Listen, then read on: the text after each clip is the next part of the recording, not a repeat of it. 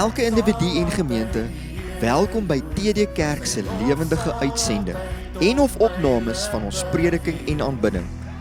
Jy kan ons kry op Facebook, YouTube of loer op ons webtuiste. Soos altyd wil ons jou help om Jesus te beleef, mekaar te disipuleer en jou wêreld te verander.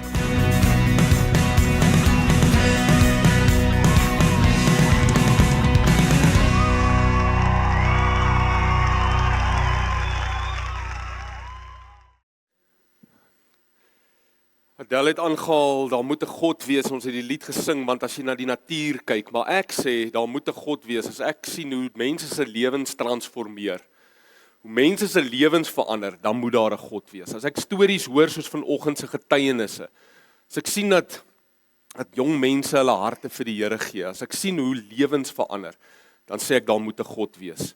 Want dit is nie moontlik op 'n ander manier nie, dit is onmoontlik andersins, want die hele trend van die wêreld is in 'n ander rigting op pad. So as 'n visie teen die stroom begin opswem, is dit nie in sy eie krag nie. Dit is dan, daar moet 'n God wees. Amen.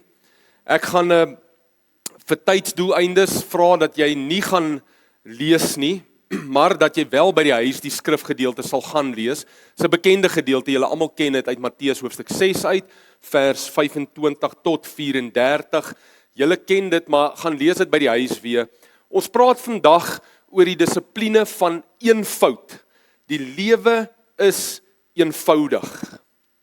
Daar's 'n enorme behoefte aan hierdie dissipline, om hierdie dissipline van eenvoud in ons lewens in te bou en in ons lewens in te kry. Baie van die geestelike passieloosheid waarmee Christene sit, is as gevolg van die feit dat hierdie nie in plek is nie. En ons vertel selfs vir onsself die leuen dat hierdie dissipline is nie moontlik in vandag se lewe nie. Dis nie moontlik in vandag se lewe om 'n eenvoudige, vereenvoudige of nou in die Engels 'n simplified life te lewe nie. Prediker 7 vers 29 in een van die vertalings, is die JB vertaling, sê, God made man simple, man's complex problems are of his own devising. Gaan dit weer lees. God made man simple. Man's complex problems is of his own, or of his own devising. Dink 'n bietjie daaraan. Is dit nie waar nie? Is baie van die probleme en die malheid van ons lewe nie omdat ons wegbeweeg het van die eenvoudige lewe wat God vir jou beplan het nie. Eenvoud in ons lewens bring vryheid. Kompleksiteit bring angs en vrees. Die Christelike dissipline van eenvoud is 'n inwaartse realiteit wat uitloop op 'n uitwaartse leefstyl. So eenvoud is 'n inwaartse toestand waarmee ek leef, waaruit ek dan in hierdie gekompliseerde lewe in kan leef. So dis 'n dissipline wat eintlik die bruggie bou tussen die 4 inwaartse dissiplines waaroor ons reeds gepraat het, skrifmeditasie, vas en gebed, en dan studie, en dan oorloop nou na die uitwaartse dissiplines van hoe leef ons nou in hierdie wêreld? Watse dissiplines stel ons in om in hierdie wêreld te leef? Hierdie dissipline van eenvoud bou daai bruggie. Ons kan nie poog om ons lewens uitwaarts te vereenvoudig sonder die innerlike realiteit van eenvoud nie. Sonder dat hier nie eers 'n iets hier binne plaasvind nie. En daarom is hierdie dissipline daai bruggie. Nou, ons praat nie bloot oor 'n klomp uiterlike goed wat ons nou moet gaan doen, en wat jy nou moet gaan inbou in jou lewe of moet gaan ophou doen in jou lewe, want dan sit ons weer met 'n klomp wette. 'n Klomp wette wat jy moet gaan probeer doen in jou eie krag. Dit kan nie werk nie. Dit sal nie werk nie. Dit gaan geen transformasie bring nie. Ons gaan nie vir mekaar sê jy mag net soveel ure werk nie. Ons gaan nie vir mekaar sê jy mag net soveel afsprake maak nie. Nee, ons praat oor 'n innerlike toestand van eenvoud en 'n gefokusdheid waarmee ons leef. Aan die ander kant kan ons ook nie verwag dat ons die innerlike realiteit van eenvoud kan hê sonder dat dit 'n uitwaartse effek op ons lewe gaan hê nie.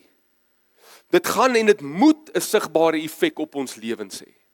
Hierdie eenvoud beteken, soos wat Thomas Kelly gesê het, living out of the divine center. Met hierdie dissipline leer ons dat die mens eintlik baie sinvol kan leef sonder die massas goeters, sonder die massas staf wat ons wil bymekaar maak en ons lewens mee volmaak. Anders gesê, simplicity is the ability to travel light. The ability to travel light. Eenvoud is dus in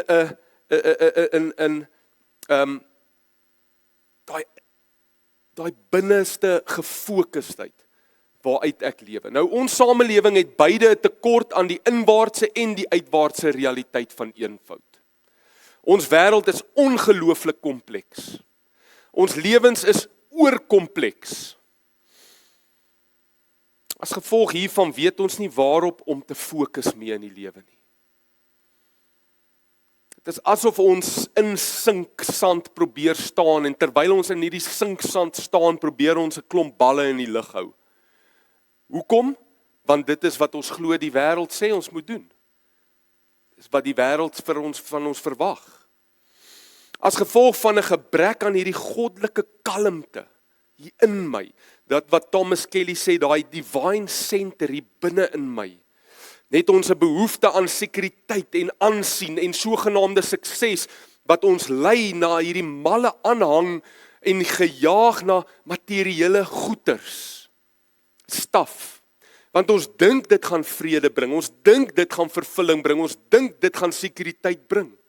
En ons begeer om goed te hê wat ons eintlik nie regtig nodig het nie en eintlik ook nie regtig geniet nie. En ons koop goed wat ons nie wil hê nie om mense te beïndruk waarvan ons nie eens hou nie. En die samelewing laat ons skaam voel omdat ons klere dra wat oud is of karre ry wat oud is en oudmodies is en nie in is nie. En die massa media brainwash ons om met hierdie leuns dat ons waarde in al hierdie staf opgesluit lê. En dit is nie gesond nie. Dit is 'n siek samelewing. En ons moet besef dat om te leef soos 'n siek samelewing beteken dat jy self siek is. Hoe weet ons dit is 'n siek samelewing? Want ons kan sien wat die gevolge van hierdie samelewing is. Gebrokenheid, identiteitloosheid, siekte, huwelike en gesinne wat uitmekaar skeur as gevolg van hierdie gekompliseerdheid waarby ons inkoop. God wil jou deur hierdie dissipline van eenvoud help om jou wêreldbeskouing te gaan verander. Dat jy sal anders dink oor wat sukses is, oor wat gesondheid is en wat waardevol is. Totdat ons nie besef hoe ongebalanseerd ons kultuur is nie, op hierdie stadium gaan ons nie in staat wees om die mammon-gees se invloed te oorkom of om ons lewens in eenvoud te leef nie. In ons samelewing is 'n held, die ou wat arm groot word en gewerk het om ryk te word. Stem julle saam? Dis die held. Daai ou wat arm groot geword het en nou gewerk het dat hy nou ryk is. Eerder as die ryk persoon wat doelbewus arm geword het. Soos Moeder Teresa. Ons noem gierigheid ambisie. Ons noem synigheid om vooruit te dink. Christene moet met moed begin om beter en gesonder maniere te definieer om te leef. Ons het ingekoop in hierdie goed. Ons swem saam met die stroom. Ons moet omdraai. Ons moet teen die stroom begin leef. Ons het 'n paar weke gelede hierna gekyk, toe ons gekyk het wat Jesus as geseënd beskryf. Onthou julle? En wat die wêreld of ons dan nou self as geseënd beskryf en hoe dit verskil van mekaar. Is die persoon wat gelukkig is of die persoon wat alles het beter af? Wat is een van die twee? Die persoon wat gelukkig is of die persoon wat alles het? Wie's beter af? Dit is waar die dissipline van eenvoud inkom. Nou die Bybel praat baie hard met ons oor hierdie onderwerp. Wanneer ons kyk na wat God se woord vir ons leer hieroor, dan sien ons die Bybel gaan nie na asketisme toe nie. Bybel praat nie met ons daaroor nie, met ander woorde, om alles wat materieel is as boos en sleg te sien nie. Dis nie wat die Bybel sê nie. Ons word nie verbied om 'n mooi huis te hê en om 'n lekker voertuig te ry en om klere te mag besit, mooi klere nie. Ons word nie geleer dat geld boos is nie. Ons word nie geleer om armoede te verafgod nie. Asketisme vra dat ons van alle aardse en materiële dinge moet weerhou. Dis nie waartoe ons gaan nie. Eenvoud vra wel dat ons die materiële dinge op die regte plek in ons lewens plaas. Dis wat eenvoud vra. Om besittings in die regte perspektief te sien en om ons lewens so in te rig. Psalm 62 vers 10 sê, as rykdom vermeerder, moenie jou hart daarop sit nie. Die 10de gebod sê, moenie begeer nie. Dis 'n gebod teen die welis van om meer en meer te wil hê. Spreuke 11 vers 28, wie op sy rykdom vertrou, die sal val. Jesus het oorlog verklaar teen die materialisme van sy dag. Hy noem Mammon in hierdie gedeelte wat ons nou nie gelees het nie, maar wat jy sal lees. Mammon is die woord wat Jesus hier in Matteus 6 gebruik, wat 'n Arameese term is vir rykdom. En Jesus veroordeel dit as 'n opponerende valse god wat vir ons hart wil kompeteer. Hy sê, waar jou skat is, daar sal jou hart wees. Hy sê, mens kan nie God en Mammon dien nie. Hy sê, dit is so moeilik vir 'n ryk persoon om in die hemel in te kom soos 'n kameel, om deur die oog van 'n naald te gaan. Jesus het gesien watter greep rykdom op 'n mens kan hê. Hy het geweet dat daar waar jou skat is, daar sal jou hart wees, nie andersom nie. En daarom sê Jesus dat ons nie skatte op aarde bymekaar moet maak nie. Hy sê vir die ryk jong man om nie net 'n innerlike losmaking van rykdom te hê nie, maar om letterlik sy besittings te gaan weggee, sodat hy die koninkryk van God kan beerwe. In Lukas 12 vers 15 sê Jesus, pas op en wees op julle hoede vir die hebsug, want iemand se lewe bestaan nie uit die oorvloed van sy besittings nie. Lukas 12:33, verkoop julle besittings, gee almoses, maak vir julle 'n beursie van wat nie oud word nie, 'n skat in die hemel wat onuitputlik is, waar geen dief bykom of mot verteer nie. Daar's nog baie sulke voorbeelde wat Jesus oor gepraat het. Jesus praat meer oor ekonomiese sake as enige ander sosiale saak. Het jy dit geweet? Die res van die Nuwe Testament handhaaf dieselfde. 1 Timoteus 6 vers 9 sê Paulus, maar die wat wil ryk word, val in versoeking en strikke en baie dwaase en skadelike begeerlikhede, wat die mense laat wegsink in die verderf en ondergang. Hebreërs 13 vers 5, julle gedrag moet vry van geldgierigheid wees. Wees tevrede met wat julle het, want hy het gesê, ek sal jou nooit begewe en jou nooit verlaat nie. Paulus raai die wat ryk is aan, om nie op hulle rykdom te vertrou, maar om dit eerder met ander te deel. Ons is baie vinnig om 'n groot bohaai te maak oor seksuele sondes. Maar die woord het baie meer oor gierigheid en materialisme te sê, as oor enige seksuele sonde. Iets om aan te gaan dink. Met dit alles gesê, moet ons baie vinnig ook sê dat dit God se wil is dat ons genoegsame materiële voorsiening sal hê. Geforseerde armoede is 'n boosheid en moet beveg word, net soos wat materialisme beveg moet word. Eenvoud is die dissipline wat die materiële op sy plek sit en ons vrymaak om God se lewe inwaarts te beleef en uitwaarts uit te leef. So hoe loop ons hierdie baie dun lyntjie, daai draadjie, waar ons nie verval in wettisisme en asketisme aan die een kant nie, maar ook nie hierdie beginsel absoluut net vergeestelik en niks uitwaarts vereenvoudig nie. In hierdie gedeelte wat ons vandag saam sou lees, wat jy gaan lees, gee Jesus vir ons die fokuspunt wat ons gaan reg anker. Hy sê hy sê maak die koningsheerskappy, is vers 33. Maak die koningsheerskappy van God en dit wat voor hom reg is, julle prioriteit. Dan sal God vir julle al die ander dinge ook byvoeg. Soek eers die koninkryk van God en sy geregtigheid. Dan sal die ander dinge in hulle plek wees. Die sentrale punt van die dissipline van eenvoud is om eers die koninkryk van God te soek. En dan sal die ander dinge op hulle behoorlike plek wees. Dit moet ons enkele fokus wees.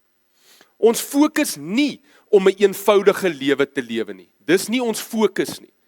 Ons fokus behoort nie te wees om meer of minder in die lewe te wil hê nie. Dis nie ons fokus nie. Nee, ons fokus om die koninkryk van God te soek en dan vereenvoudig ons lewe om dit beter te kan doen. Sien julle die fokus? Die fokus is ek soek die koninkryk van God en nou vereenvoudig ek my lewe sodat ek dit beter kan kry, beter kan nastreef.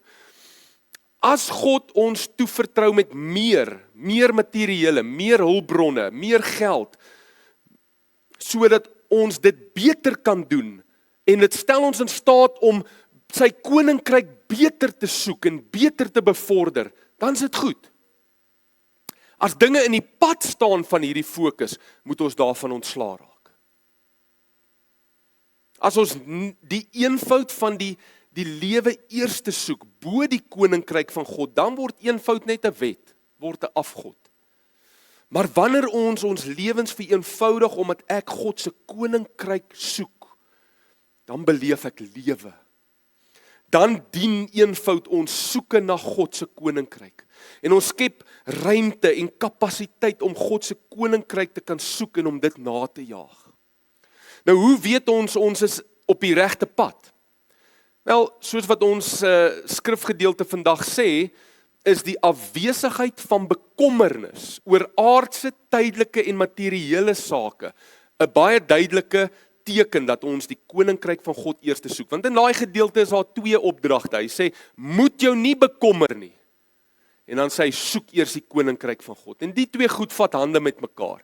As jy die koninkryk van God eers te soek, gaan jy jouself nie bekommer oor die aardse. Dit wat jy aantrek, dit wat jy eet, dit wat jy, daai goeders nie. Hy sê, dit is die goed waaroor die ongelowiges hulle bekommer.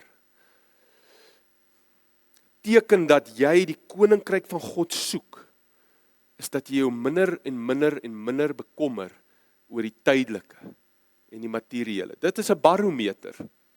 Jy kan gaan kyk daarna in jou lewe. Die inwaartse realiteit van eenvoud veroorsaak 'n blymoedige kommerloosheid oor materiële besittings. Dit het niks te doen met 'n oorvloed of 'n tekort aan besittings nie. Dit het nie te doen met ryk of arm nie. Dit is 'n inwaartse houding van vertroue op God. Om bloot sonder baie aardse besittings te leef is nie noodwendige bewys van eenvoud nie. Soms is mense wat min het meer bekommerd en meer behep met die aardse en met die tydelike en met geld as iemand wat baie het. Dit gaan oor 'n inwaartse houding van vertroue en fokus op God se koninkryk wat veroorsaak dat aardse besittings eintlik onbelangrik is vir jou geluk. Jou geluk hang nie daarvan af nie. Waarin vind jy jou geluk en waarin plaas jy jou vertroue? Besittings of in God? As ons eerlik kan sê dit is God, dan het jy die innerlike toestand van eenvoud in plek. Gebed, vas, studie, meditasie op die skrif gaan natuurlik 'n belangrike rol speel om jou inwaarts op hierdie plek van rus en van eenvoud te bring en te hou. Want dit skuif jou fokus. Maar kom ons stop nie vandag net by die inwaartse nie. Kom ek probeer vir jou net wys hoe hierdie leefstyl uitwaarts kan uitspeel deur vir jou 1 of 2 voorbeelde te gee en ek gaan nou maar 1 of 2 uitlos. Noem vir jou 'n paar goed waarna jy kan gaan kyk en waaraan jy kan dink. Nommer 1, hierdie uitwaartse lewe van eenvoud. Koop items vir hulle bruikbaarheid en nie vir hulle status nie. Koop items vir hulle bruikbaarheid en nie vir hulle status nie. Dink aan die kar wat jy ry. Betaal jy 'n groot klomp geld vir iets wat jy nie gebruik nie? Wat maak dat jy nog meer moet werk en nog meer moet jaag en nog meer gekompliseerd moet wees net om die kar te betaal wat jy nie eintlik nodig het nie. Dink aan jou huis, het jy 'n bruikbare hoeveelheid spasie of het jy te veel? As jy 2 mense is, het jy regtig 'n 7 slaapkamer huis nodig? Is dit dalk wys om af te skaal? Gaan dit nie jou lewe vereenvoudig nie? Dink aan klere, vergeet van modes, koop wat jy nodig het. Dra jou klere tot dit op is en koop dan dit wat sinvol en bruikbaar is. Moenie agter brands aanhardloop nie. Hou op om mense te wil beïndruk met jou klere, met jou huis, met jou kar, met ander goed. Beïndruk hulle met jou lewe. Jy gaan agterkom, jy kan met baie minder klaarkom en daarom kan jy minder jaag, jy kan minder stres, jy kan meer ontspanne leef en jy kan meer gee. Tweedens, verwerp alles wat 'n verslawing of 'n binding of 'n obsessie by jou veroorsaak. Verslawings kompliseer die lewe. Dit steel tyd, dit steel geld, dit steel energie, dit steel fokus. Elimineer, sny verslawende goed uit. Nou praat ek nie van dwelms nie, dit ook. Alkohol, koffie, tee, coke, verslawende drankies, sjokolade, televisie, Facebook, WhatsApp, tydskrifte, games, nikotien. Stokperdjies kan by jou 'n obsessie raak. Sport en oefening kan 'n obsessie word wat jou lewe kompliseer, né? 'n Goeie ding kan 'n obsessie word wat jou lewe kompliseer. Het jy die goed nodig en hoeveel van dit het jy nodig? Of maak dit jou lewe onnodig vol en besig? Bring die goed in gesonde balans. En as jy iets nie gesond kan bestuur nie, sny dit uit. Jy sal voel hoe vry jy is. Travel light. Derdens, ontwikkel die gewoonte om dinge weg te gee. As jy sien dat jy geheg raak aan enige materiële besitting en dit begin jou lewe domineer, oorweeg om dit weg te gee vir iemand wat dit nodig het. In plaas daarvan om te kyk hoeveel materiële dinge jy bymekaar kan maak, kyk eerder met hoe min kan jy klaarkom. Die meeste van ons sal van die helfte van ons besittings kan ontslaa raak sonder dat dit ons dit eers gaan mis. Dit sluit natuurlik geld in, toets 'n bietjie, of geld te hou vas op jou het, deur van dit weg te gee. Dis hoekom die beginsel van jou eerste tiende en vrygewigheid en offergawe so belangrik is. As jy begin skuim om die mond, as ons iets sê van tiendes en offergawes hier by die kerk, gaan ondersoek jou hart. Vierdens, moenie gebrainwash word deur die moderne beheptheid met gadgets nie. Gadgets wat beloof om jou tyd te bespaar omtrent nooit jou tyd nie. Dit kompliseer jou lewe net nog meer. Gadgets word nie gebou om te hou nie, dit word gebou om te breek. En wanneer dit breek, dan sit jy met nog meer komplikasies, want nou moet jy dit probeer regmaak. Bly ook sommer weg van koop en betaal later. Lay-bys, rekeninge, skuld, bly weg so ver jy kan. Dit kompliseer jou lewe. Laastens, leer om dinge te geniet sonder dat jy dit hoef te besit. Hoor gou mooi. Die illusie van ons kultuur is dat jy iets moet besit om dit te kan geniet. Want dan kan jy dit beheer, dan is dit joune. Dis 'n leuen. Jy kan baie dinge in die lewe geniet sonder om dit te hoef te besit en die komplikasies wat daarmee saamgaan. Jy kan die natuur geniet sonder om 'n strandhuis of 'n plaas te hoef te hê. Ek is so dankbaar vir mense in die kerk wat vir my sê ek kan op hulle plaas kom rondloop en kom stap. Ek geniet dit. Ek besit nie 'n stukkie grond, maar ek kan dit geniet. Geniet publieke plekke in die natuur. Deel dit wat jy het met ander en geniet dit saam met ander. So maksimaliseer ons die waarde van wat God aan ons toevertrou. Ontwikkel ook sommer weer 'n nuwe waardering vir die skepping. Die skepping is verniet. Jy kan dit geniet. Kom bietjie nader aan die aarde. Gaan stap weer. Wanneer jy kan. Luister na die voëls. Gaan sit in jou tuin waar jy so baie geld aan spandeer. Jy betaal elke maand aan jou erf en aan jou, maar jy sit nooit en jy geniet die tuin nie. Ryk die blomme, waardeer die wolke. Eenvoud beteken om weer te ontdek dat die aarde aan die Here behoort. En hy het dit vir ons gegee om te geniet. Ek gaan in die week se midweek video vir jou nog 'n paar sake byvoeg by hierdie gesprek, maar gaan praat so lank, gaan dink so lank oor wat ek vandag gesê het, gaan praat met die Heilige Gees. Hoe kan jy jou lewe vereenvoudig sodat die fokus op God se koninkryk duideliker in jou lewe kan na vore kom en jy dit beter kan nastreef. Gooi af die goed wat jou weghou. Onthou, God wil jou help om 'n meer kwaliteit lewe te lewe. Andrew het dit aangehaal. Jesus het gekom dat ons lewe en lewe in oorvloed kan hê. Satan het gekom om te steel, te vat en te verwoes. Is jou lewe so aangepak met staf dat jy nie meer kan lewe nie? Vereenvoudig. Travel light. Soek die koninkryk van God en sy geregtigheid. Sy eenvoud sal fokus en sal vryheid in jou lewe inbring. Dis 'n dissipline wat ons moet beoefen en inbou in ons lewens. Kom ons bid saam. Here, ons eer U vir U hart, die hart wat U het teenoor ons om vir ons lewe en lewe in oorvloed te gee. U het ons eintlik eenvoudig geskep, U het die lewe eenvoudig geskep. Dis ons wat dit kompliseer. Ons probleme, ons komplekse probleme is ons eie skuld, baie keer. Here, help ons om te gaan vereenvoudig. Ek onthou nou wat U sê daar in Hebreërs hoofstuk 12, Jesus het hierdie een doel voor oog gehad en dit was die kruis.